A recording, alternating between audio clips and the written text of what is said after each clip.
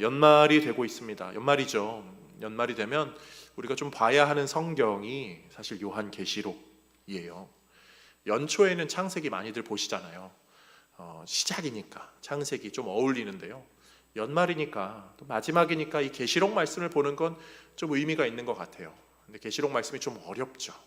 어렵지만 마지막 때가 어떠할까 하는 것을 이 연말의 시점과 잘 맞물려서 읽다 보면 또 그 은혜가 또 나름대로 됩니다. 계시록 말씀을 혹시 읽으실 분들이 계실까 하여서 약간의 그냥 좋은 정보 정도로 사진 하나 보여주세요. 계시록에 이 말 저 말 막 여러 가지 상징이 나오는데요. 가끔 인봉이라는 얘기가 나옵니다. 인봉을 떼고 인을 떼고 할 때 옛날 두루마리들은 저렇게 돼 있었어요. 그래서 왕의 도장으로 인을 박는 거죠. 그러면 이거 함부로 뜯을 수 없는, 그래서 저 두 스타일 정도 하나일 거라고 하더라고요. 7개가 통으로 돼 있어서 하나씩 뜯던지 뜯다가 중간에 또 뜯고 또 뜯고 뭐 이런 것들 이렇게 보시면 계시록은 뭐 좀 어려운 내용이긴 하지만 저런 거구나 하면서 조금씩 알아가시면 도움이 됩니다. 그런데 총의 공과가 오늘 이 계시록 말씀이더라고요. 마지막 때에 좀 잘 맞는 말씀인 것 같고, 요즘같이 추운 날 해도 일찍 지는데 집에 가서 뭐 하겠습니까? 뭐 TV 보고 핸드폰 보고 그게 우리 일상인데 그럴 때에 그냥 성경 조금이라도 더 보면 어떨까? 그리고 그때 좀 계시록 말씀 한번 보면 또 잘 모르고 갸우뚱 하지만 또 나름대로 은혜가 됩니다. 저는 오늘 그런 은혜가 좀 우리 성도님들에게 이어지고자 이 계시록 22장이 좋은 역할을 하면 좋겠다는 마음으로 말씀을 준비했어요. 소망하기는 이 마지막에 대한 말씀을 배워갈 때 이게 진짜 있을 거야 없을 거야 뭐 이런저런 다양한 생각들이 있지만 왜 이게 우리에게는 정말 믿을 만한 말씀인지, 이 말씀을 하시는 하나님이 어떤 분이신지를 우리가 좀 알아가면서 하나님이 그런 분이시기에 이 일이 분명히 이렇게 일어날 거야, 특히 믿는 자에게는 이 심판이 아니라 구원으로 하나님의 은혜로 일어나게 될 거야, 그 소망의 마음을 담아서 오늘 말씀을 좀 살펴보기를 원합니다. 계시록 22장은 성경의 맨 마지막 장인데요. 오늘 본문이 이렇게 말하잖아요. 수정같이 맑은 생명수의 강. 이 내용을 좀 이해하려면, 오늘 본문을 좀 이해하려면 계시록 전체의 구조 중에 성경 맨 마지막이라고 하는 이 22장은 사실 21장, 22장의 한 세트입니다. 그리고 21장이 어떻게 시작하는지를 보면서부터 오늘 말씀을 다가가는 게 좋을 것 같아요. 21장 1절 말씀 이렇게 봅니다. 그가 또 내가 새 하늘과 새 땅을 보니 처음 하늘과 처음 땅이 없어졌고 바다도 다시 있지 않더라. 보좌에 앉으신 이가 이르시되 보라 내가 만물을 새롭게 하노라 하시고 이르시되, 이렇게 진행이 됩니다. 하나님이 만물을 새롭게 하시고자 하는 이야기가 딱 성경 맨 마지막에 등장해요.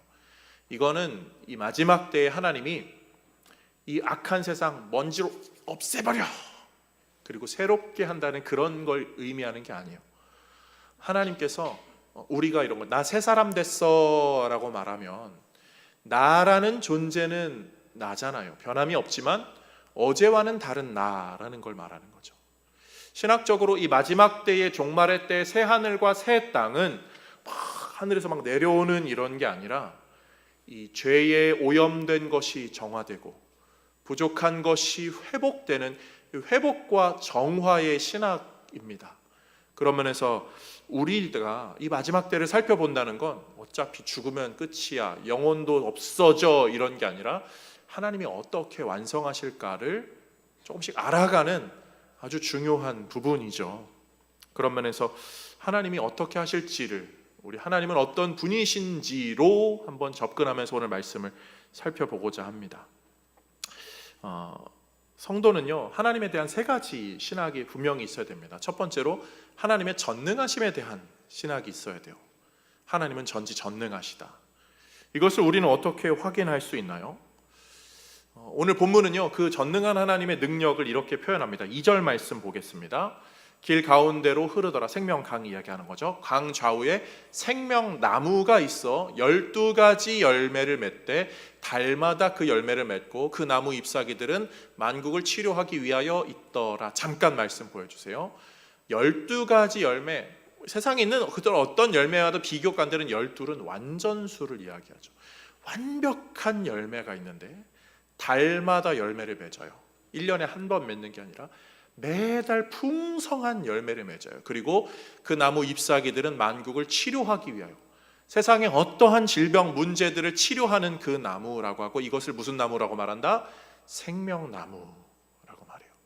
그런데 이 생명나무 이야기는 사실 어디에 먼저 등장하죠? 창세기에 가면요, 선악을 알게 하는 나무와 생명나무가 등장합니다.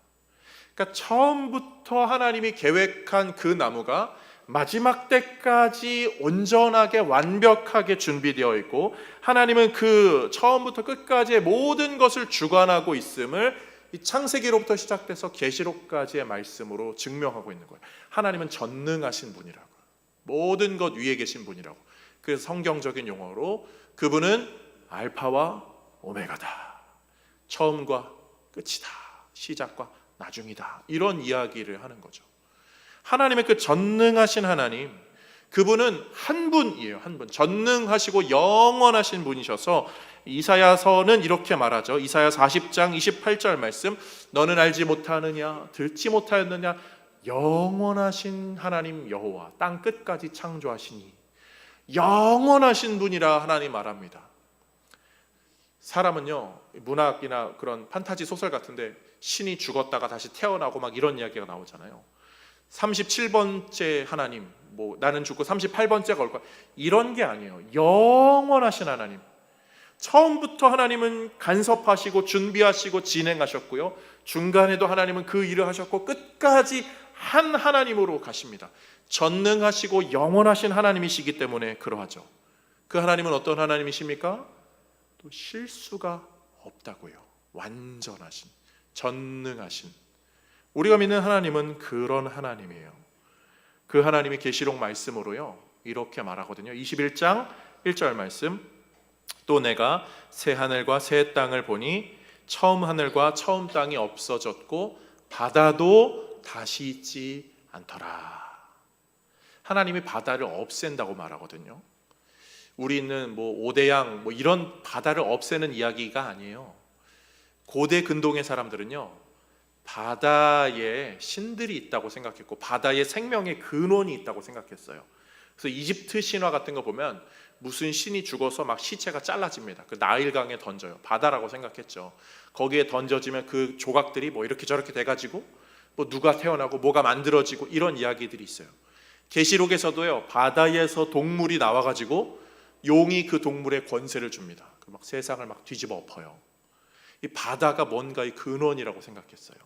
그런데 하나님이 성경 초두에 창세기 출애굽기 거기서 나오는 바다를 어떻게 하죠? 바다를 가르시죠. 바닥을 단단하게 만듭니다.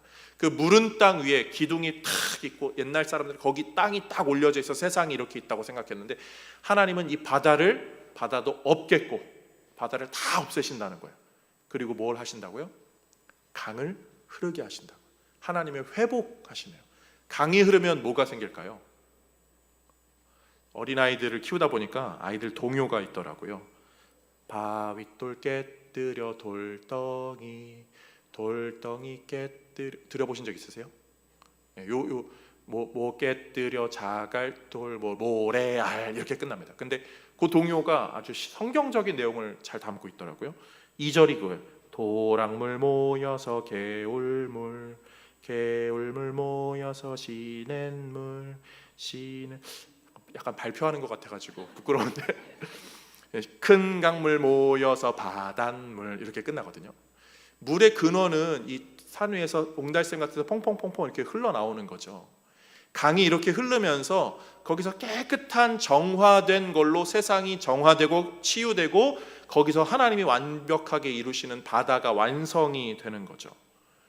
이 개념을 처음에 그 강에서, 요한계시록의 강도 있지만 성경 중간에 에스겔 선지자도 에스겔 47장에 보면은 그가 보는 환상 중에 성전에서 물이 나온다는 걸 보거든요. 막 물이 막 차오르는 거.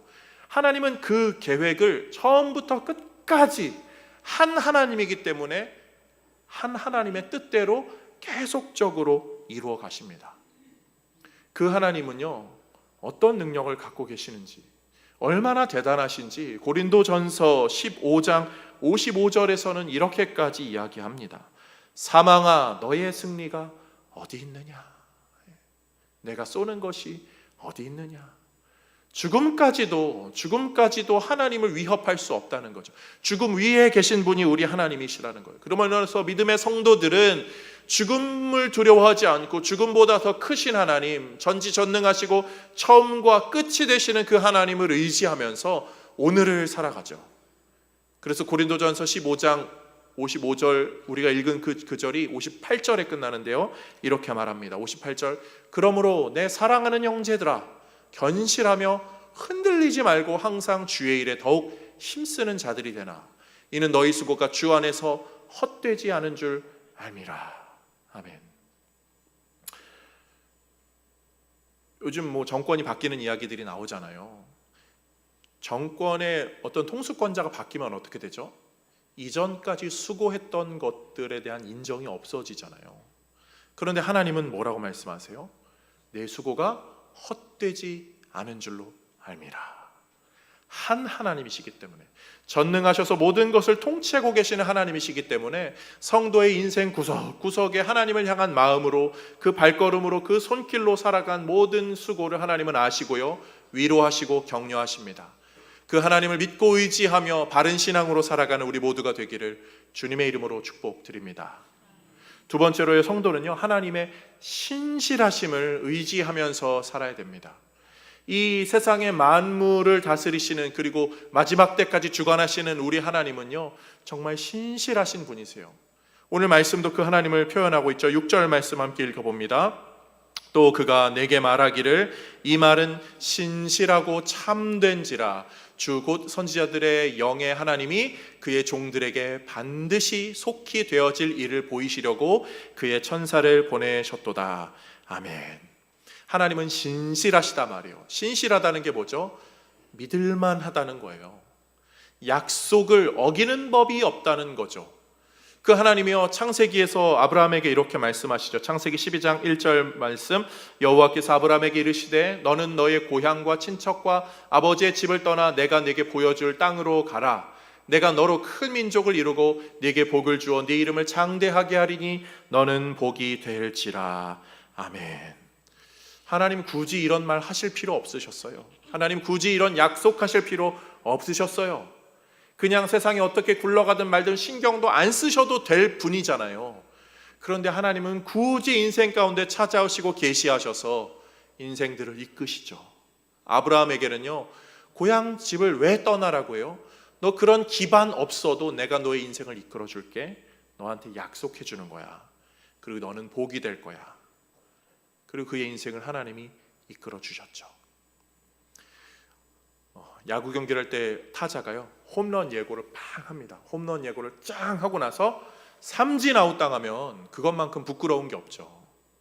그런데 홈런을 딱 치면 그 야구 선수의 실력이 인정받잖아요. 하나님도 그런 것 같아요. 하나님이 약속을요, 굳이 안 하셔도 돼요. 그냥 타석에 서도 되고요. 아니, 굳이 홈런을 치실 필요도 없습니다. 이 땅에 관여를 안 하셔도 되잖아요. 그 전능하신 분이시라면. 그런데 굳이 찾아오셔서 우리를 약속으로 이끌어 주세요. 그리고 끝까지 하시겠다라고 말씀해 주세요. 그 하나님을 민수기 23장 19절에서는 이렇게 표현하고 있습니다. 하나님은 사람이 아니시니 거짓말을 하지 않으시고, 하나님이 하신 약속에는 거짓이 없다는 거예요. 아브라함에게 하신 그 약속은 하나님께서 끝까지 예수 그리스도를 통하여서 아브라함의 그 민족뿐만이 아니라 그 후대 우리에게까지, 이방의 민족들에게까지 구원의 길로 너는 복이 될지라, 은혜 약속을 하나님이 해 주셨습니다. 그런 면에서요, 우리는요, 사람을 믿는 게 아니라 그 신실하신 하나님을 믿으며 살아갑니다. 사람 믿지 마세요. 자기 자신도 못 믿는 게 우리 아닙니까? 우리 자신에게조차 이중성이 나타나는데 우리가 어찌 누굴 믿을 수 있겠습니까? 사람은요, 믿을 만한 존재가 아니에요. 믿음의 대상이 될 수 없어요. 우리가 얼마나 이중적인 줄 아세요? 우리는요, 그런 존재입니다. 요즘에 집값이 막 천정부지 올라가는 그런 시대를 살 때 집값이 안정화돼야 된다고 한 목소리로 모아서 이야기합니다. 그러면서 내 집값은 어떻게 돼야 되죠? 올라가야 되죠. 이게 우리예요. 물가가 너무 비싸서 물가가 좀 안정이 돼야 된다고 말해요. 그렇지만 내 월급은 어떻게 돼야 됩니까? 올라가야 돼요. 모든 곳에 공의와 정의가 펼쳐져야 된다고 말합니다. 그리고 그것을 위해서 너무나 우리가 애쓰고 수고합니다. 그런데 어떤 일을 처리할 때 아는 사람을 통해서 뭔가 혜택을 받을 수 있으면 우리는 어떻게 하죠? 그것을 너무나 좋아하죠. 우리는 그렇게 이중적인 모습이 가득해요. 그 어떠한 덕망 있는 사람, 위대한 사람, 대단한 사람이라 할지라도요, 사람의 마음속에는요, 그런 이중성이 있을 수밖에 없어요. 그런데 우리 하나님은 어떤 분이시라고요? 거짓이 없으셔요. 야고보서에서는 심지어 이렇게까지 말합니다. 야고보서 1장 17절 말씀. 온갖 좋은 은사와 온전한 선물이 다 위로부터 빛들의 아버지께로부터 내려오나니 그는 변함도 없으시고 회전하는 그림자도 없으시니라. 아멘. 변함도 없으시고 회전하는 그림자도 없으세요. 모든 사람에게는 공과 과가 있습니다. 그 어찌 대단한 사람도 부끄러운 모습이 있을 수밖에 없어요. 그리고 사람은 그때는 괜찮았어도 나중은 괜찮지 않은 경우들도 있거든요. 근데 하나님은 그렇지 않으시다고요. 그 신실하신 하나님께서 우리에게 어떤 약속을 해주셨습니까? 히브리서 9장 15절 말씀.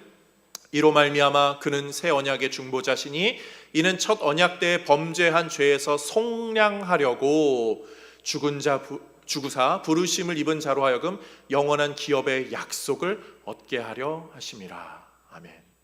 그분은 영원한 기업의 약속을 이루시기 위하여서 그 일을 완성하시기 위하여서 다른 어떤 것을 손해보게 하는 과의 업적을 하는 것이 아니라 자기가 차라리 죽고 그 유익은 우리로 하여금 누리게 하시려는 자기 아들을 죽게 하시는 은혜 역사를 우리에게 허락하셨죠. 그래서 갈라디아서 3장 13절 14절 이렇게 말해요. 그리스도께서 하나님께서 우리를 위하여 저주를 받은 바 되사 율법의 저주에서 우리를 속량하셨으니 기록된 바 나무에 달린 자마다 저주 아래 있는 자라 하였음이라.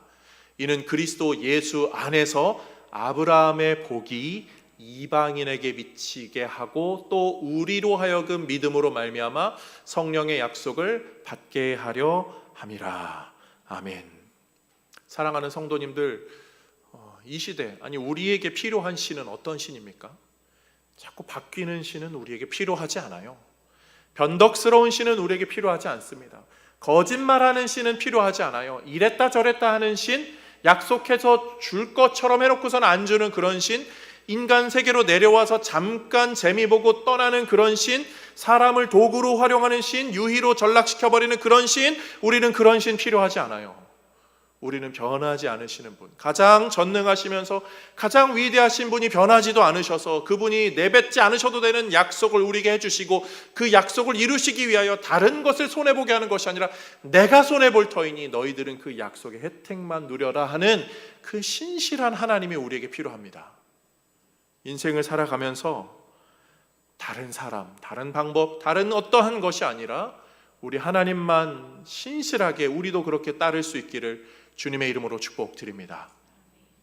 마지막 세 번째로 성도가 하나님에 대해서 알아야 될 것은요, 그분의 크심, 그분의 그 초월적인 분을 늘 기억하면서 신앙생활을 해야 합니다. 그분은 얼마나 크신지요, 그분의 하시는 일이 얼마나 위대하신지요. 오늘 본문 5절에서 6절 말씀은 이렇게 말합니다. 다시 밤이 없겠고 그들이 등불과 햇빛이 쓸데없으니 이는 주 하나님이 그들에게 비치심이라. 그들이 세세토록 왕노릇 하리로다. 또 그가 내게 말하기를 이 말은 신실하고 참된지라. 주 곧 선지자들의 영의 하나님이 그의 종들에게 반드시 속히 되어질 이 일을 보이시려고 그의 천사를 보내셨도다. 아멘. 하나님이 천사를 보내서 반드시 이루어질 일을 미리 굳이 알려주십니다. 그런데 그 은혜의 말씀을 아는 자는 밤이 없겠고 세세토록 왕노릇하는 유익을 누리게 된다고 말해요. 그리고 그 유익을 누릴 수 있는 이유는 5절에 말하는 대로 하나님이 그들에게 비치심이라. 하나님이 비춰주셨기 때문에 하나님 때문에 된다는 거예요. 다른 것 때문이 아니라 우리의 공로나 우리가 뭘 잘해서나 우리가 대단해서나 우리의 믿음이 엄청 세거나 많이 뭘 해서 그런 게 아니라 하나님 때문에 하나님이 비춰주심이라. 비춘다는 의미가 계시의 의미를 담고 있잖아요. 하나님이 계시하신 바를 우리가 알게 되고 그것을 인정하게 되고 그걸 제가 따르겠습니다 믿으면서 우리는 그 유익을 누리게 되는 거죠. 그리고 하나님은 이 일을 보이시려고 알리시려고 천사를 보내주셨어요. 그런데 이 재밌는 사실이 오늘 본문 8절 9절 이렇게 나옵니다. 이것을 보고 들은 자는 나 요한이니 내가 듣고 볼 때에 이 일을 내게 보이던 천사의 발 앞에 경배하려고 엎드렸더니. 요한이 그 천사를 보면서 경배하려고 엎드립니다. 그러자 천사가 그리하지 말고 하나님께 경배하라 하더라. 요한은요, 요한복음 쓴 사람이에요. 예수님의 제자입니다. 초대교회 다른 제자들 다 순교할 때에 끝까지 남았던 사람이에요. 아는 것도 많고 지금 이 요한계시록은 노년에 쓴 것인지라 인격이나 가장 완벽함에 가까운 성도의 성화의 끝자락을 달리는 사람이에요. 그런데 그도 이 계시의 말씀을 지금 듣고 보았어요. 이 엄청난 순간에 그가 했던 일이 천사에게 경배하려고 했어요. 그러자 천사가 아니야, 나 경배받을 대상 아니고 하나님만 경배받을 대상이야. 근데 이 모습이요, 우리에게 참 주는 교훈이 있어요. 우리는요, 신앙으로 열심히 훈련받아요. 성경도 열심히 읽고 찬양도 막 열심히 부르고 예배도 늘 빠지지 않고 드립니다. 그럼에도 불구하고 우리의 입술의 고백은 하나님을 믿고 따른다 하면서 순간순간 눈에 보이는 것을 경배하려고 그래요. 저는 하나님만 믿어요, 신실하시게 하나님만 따르겠습니다 라고 하고선 돈의 힘, 권력의 힘, 이런 것들, 하나님 인내하라 하시죠, 저는 인내하겠습니다 라고 하지만 삶의 현장에 가서는 참지 못하고 버럭 해버리는 그 모습, 뭔가 내 뜻대로 컨트롤해야 되고 하나님의 크심을 인정하면서도 내 집에서는 내 뜻대로, 내 자녀는 내 말 들어야 되고, 이게 우리의 모습이죠. 요한도 그러할진데 우리라고 배울 수 있겠습니까? 우리도 천사 앞에 경배하고 싶은 마음으로 이 세상을 살아갑니다. 그런 우리에게 오늘 본문은요, 우리가 따를 이는, 우리가 경배할 이는 천사도 아니라는 거예요. 요한도 아니고요, 어떠한 사람도 아니고, 어떠한 이념도 아니고, 어떠한 색깔도 아니고, 어떠한 정당도 아니죠. 마구 휘둘리는 이 시대의 성도는 어떻게 살아야 합니까? 로마서 14장에선 이렇게 말하죠. 8절 말씀, 우리가 살아도 주를 위하여 살고 죽어도 주를 위하여 죽나니 그러므로 사나 죽으나 우리가 주의 것이로다. 우리는 주를 위해서 사는 마음으로 살면 돼요. 그리고요, 17절 이어서 봅니다. 하나님의 나라는 먹는 것과 마시는 것이 아니요 오직 성령 안에 있는 의와 평강과 희락이라. 아멘. 혼란한 시대를 살아가면서 정의의 격돌이 일어나고 있습니다. 그렇지만 우리는 성령 안에서 이루는 의, 평강과 희락, 우리는 낮은 곳에 더 눈이 가야 되고요, 세상에 어떠한 대단한 것을 완성하는 데 물론 열심히 하시는 건 참 좋은 일일 수 있겠지만 그만큼 하나님의 성령이 이끄시는 사랑의 모습, 그러한 모습이 우리 안에 있는지, 평강과 화평과 희락이 있는지 자신을 돌아봐야 돼요. 그런 면에서 이 땅을 살아가면서 동시에 하나님이 크시다는 것을 인정한다면 성경이 말하는 이사야 55장 8절에서 9절 말씀 이렇게 말하죠. 이는 내 생각이 너희 생각과 다르며 내 길은 너희 길과 다름이니라. 여호와의 말씀이니라. 이는 하늘이 땅보다 높음같이 내 길은 너희의 길보다 높으며 내 생각은 너희의 생각보다 높음이니라. 하나님이 크시기에 내 뜻대로 되지 않아도 우리의 인생이, 우리의 세상이, 우리의 마음들은 하나님이 계획하신 대로 가겠죠. 어떠한 갈등과 나눠짐과 안타까움들이 우리 주변에 가득할지라도 하나님을 신뢰한다면 우리는 어떤 신앙으로 살아가게 됩니까? 로마서 8장 28절, 우리가 알거니와 하나님은 사랑하는 자 곧 그의 뜻대로 부르심을 입은 자들에게는 모든 것이 합력하여 선을 이루느니라. 아멘. 하나님이 이 땅을, 이 시대를, 이 나라를, 이 민족을 어떻게 하실지는 우리는 정확히 알 수 없으나 분명한 것은 하나님은 우리를 선으로 이끄시고 마지막 때까지 주의 자녀로 품어주실 거라는 사실이죠. 이 이야기의 완성이 요한계시록에 등장하고 있습니다. 그래서 우리는 계시록을 읽으면서 내가 심판받을까 두려워하는 것이 아니라 하나님이 우리를 이끄실 것이지, 어떠한 상황에서도 하나님을 향한 신뢰로 더욱더 굳건한 신앙을 세워갈 수 있습니다. 이 이야기가 성경의 마지막에만 기록된 것이 아니라 성경 곳곳에 기록되어 있죠. 그리고 성경 처음부터 기록되어 있어요. 창세기의 마지막은 창세기 50장이잖아요. 창세기 50장의 요셉의 이야기로 마무리되는데 50장 20절 말씀 함께 읽어보겠습니다. 당신들은 나를 해하려 하였으나 하나님은 그것을 선으로 바꾸사 오늘과 같이 많은 백성의 생명을 구원하게 하시려 하셨나니. 아멘. 하나님은 구원하시려고 악까지도 선하게 완성하고 포장하시는 분, 그분이 우리 하나님이세요. 이 요셉의 이야기가 우리에게 주는 교훈이 있죠. 사랑받는 아버지의 아들이 노예로 팔려갑니다. 그러나 거기서 올라와서 가장 높은 왕의 신임을 받는 왕의 반지를 얻게 돼요. 그리고 거기서 대환란을 안정적으로 지나가게 하는 중요한 역할을 하게 되죠. 지금 우리가 살아가는 시대는요, 저는 이런 대환란의 시대인 것 같아요. 정치 이야기는 굳이 안 해도 되고요. 경제 이야기만 해도 요즘 길거리 돌아다녀 보세요. 공실이 많잖아요. 골목 경제가 얼어붙었다라고 말하고, 자영업 하시는 분들은 문을 닫을 수 없어서 손해보면서 열고 있다라고 하시고, 직장 다니시는 분들은 칼바람이 분다는 것을 체감하실 수도 있을 거예요. 집안에서 가정 경제 돌보시는 분들은 물가가 예전 같지 않다는 것을 느끼실 거예요. 사람들의 마음은 어떠하죠? 병원에서 일하시는 분들이요, 먹는 약 기록하세요 라고 하면요, 생각보다 많은 분들이 정신과 약 처방받아서 드시고 계시다고 하더라고요. 나쁜 건 아닌데 감기 같은 그런 처방받을 수 있는 약인지만 예전보다 월등히 많아졌다고요. 사람들의 마음은 공허하고 힘들고 우울하고 좌절되고 짜증나고 예민하고 불안해하고 있죠.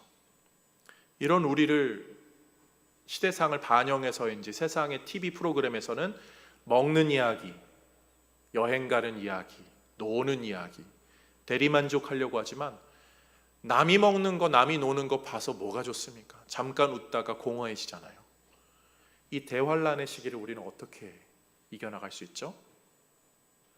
하늘 보좌 우편에서 가장 낮고 낮은 자리로 내려오셨다가 죽으시고 부활 승천하셔서 다시 올라가신 예수 그리스도, 그분이 가지신 권세는 그 어떠한 인장으로 인봉한 것이라 할지라도 능히 뜯으실 수 있고, 그것으로 세상을 심판하시고 심판할 이는 심판으로, 구원할 이는 구원으로 이끄실 예수 그리스도, 그분의 통치가 우리에게 있기에 우리는 이 세상 속에서도 대환란이 찾아와도 신앙으로 견딜 수 있습니다.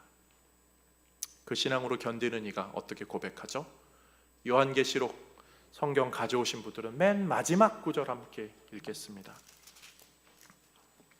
20절 21절. 이것들을 증언하신 이가 이르시되 내가 진실로 속히 오리라 하시거늘 아멘. 주 예수여 오시옵소서. 주 예수의 은혜가 모든 자들에게 있을지어다. 아멘. 주님 오시옵소서. 우리는 기다리겠습니다. 주님을 기다리는 자가 주의 구원, 많은 백성의 구원을 받게 되겠죠. 저는 그 길로 가겠습니다. 이 자리에서 그 신앙 지키겠습니다. 신실한 신앙으로 오늘을 살아가는 우리 모든 성도님들 다 되시기를 주님의 이름으로 축복드립니다.